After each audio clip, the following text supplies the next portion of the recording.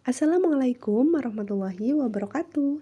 Kembali lagi di video pembelajaran kali ini bersama saya Suryani Fedarawati. Kita akan membahas tentang materi bab 2 kelas 10 semester 1, yaitu Ketentuan Undang-Undang Dasar Negara Republik Indonesia pada tahun 1945 dalam kehidupan berbangsa dan bernegara. Pada video kali ini kita seperti biasa hanya akan membahas satu bagian saja dalam satu bab gitu ya. Oke, kita lanjut. Untuk bagian 1 kita hanya akan membahas mengenai wilayah Negara Kesatuan Republik Indonesia. Oke, next.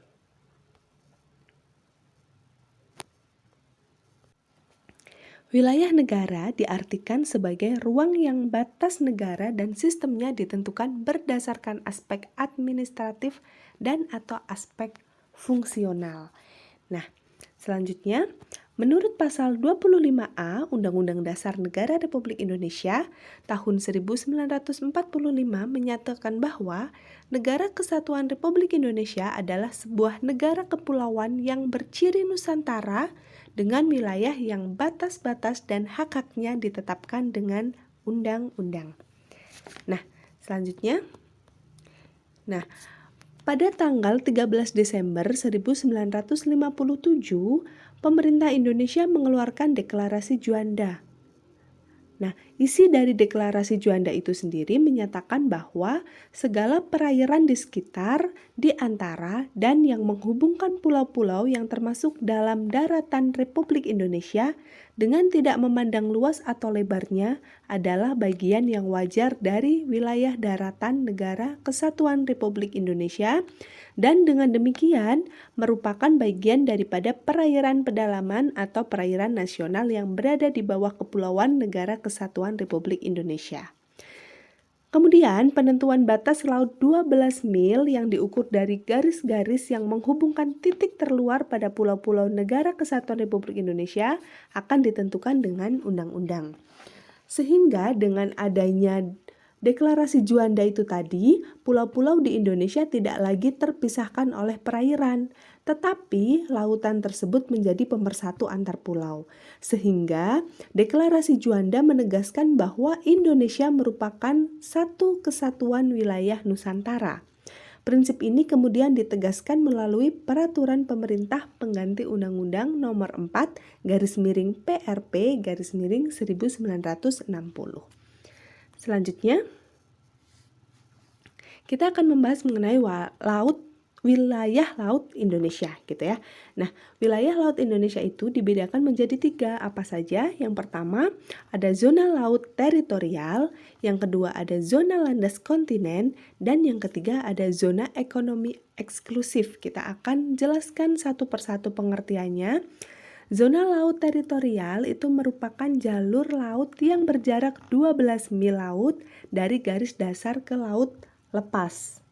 Ya, jadi garis dasar adalah garis hayal yang menghubungkan titik dari ujung pulau. Gitu.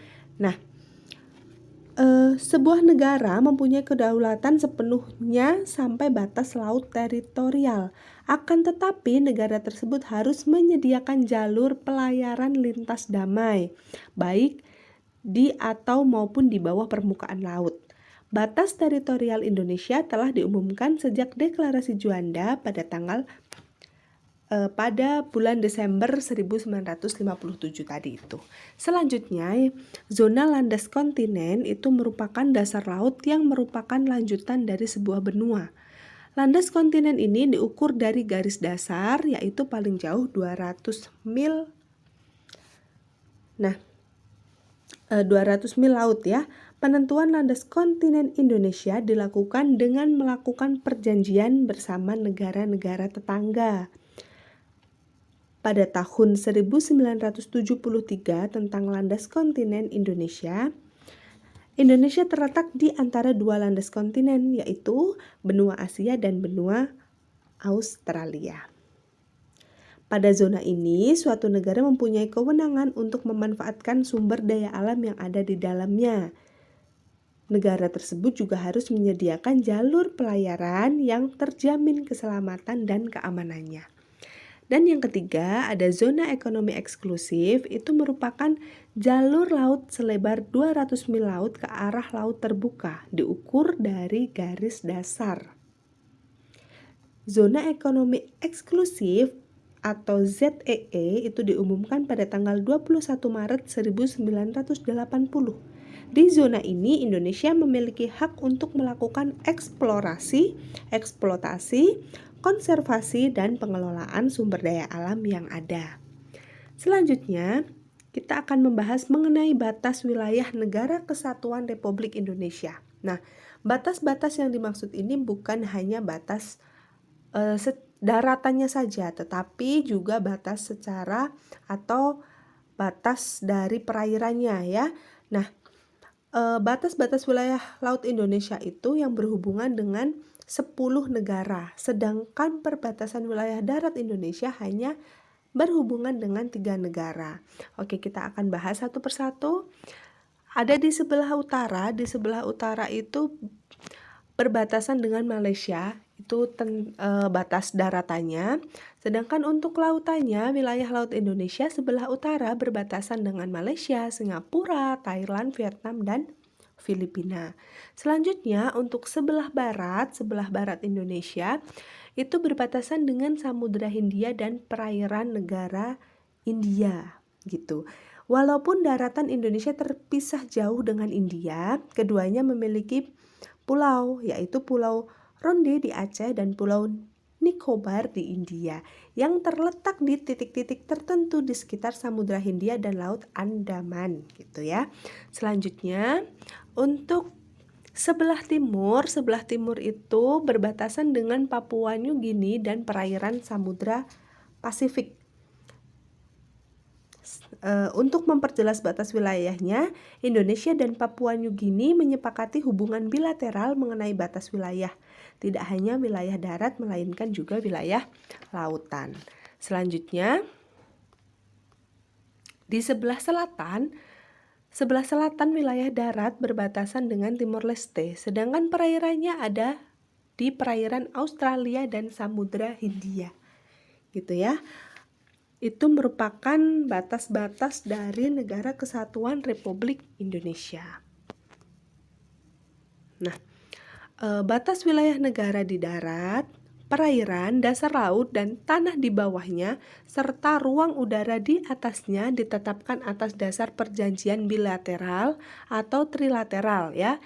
Jadi bilateral apabila hanya perjanjian itu dilakukan oleh 2 negara, bisa trilateral apabila perbatasan itu terdiri dari 3 negara mengenai batas darat, laut, udara, serta berdasarkan peraturan perundang-undangan dan hukum internasional.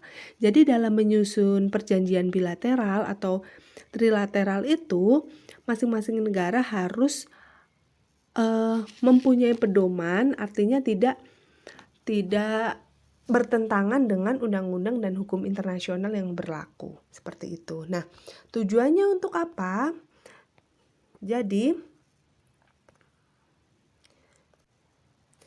tujuan pengaturan wilayah negara itu salah satunya adalah untuk menjamin keutuhan wilayah negara, kedaulatan negara, dan ketertiban di kawasan perbatasan demi kepentingan kesejahteraan segenap bangsa. Ya, supaya lebih jelas wilayah yang dimiliki negara tertentu itu mana saja. Jadi tidak ada perebutan wilayah lagi. Yang kedua, menegakkan kedaulatan dan hak-hak berdaulat. Dan yang terakhir, untuk mengatur pengelolaan dan pemanfaatan wilayah negara dan kawasan perbatasan termasuk pengawasan batas-batasannya. Nah, itu ada 3 tujuan adanya pengaturan wilayah negara. Untuk materi kali ini, bagian 1 bab 1, kita cukupkan dulu sampai bertemu di video selanjutnya pada materi bagian 2. Terima kasih, selamat belajar, selamat mengerjakan tugas-tugas yang ada, dan semoga video kali ini bermanfaat untuk kalian yang mendengarkan dan juga yang menyimak. Mohon maaf apabila ada tutur kata yang kurang berkenan dari saya. Saya akhiri, wassalamualaikum warahmatullahi wabarakatuh.